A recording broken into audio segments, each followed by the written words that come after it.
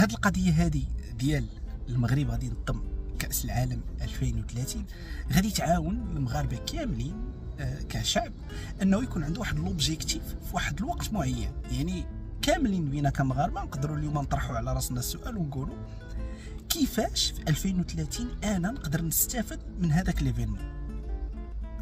اشنو اللي بغيت ندير، اشنو اللي كنعرف ندير، اشنو اللي ما كنعرفش ندير، اشنو خصني نتعلم. القضيه هذه غادي تخلي بزاف ديال الادارات بزاف ديال الشركات انهم يحددوا دي زوبجيكتيف ل 2030.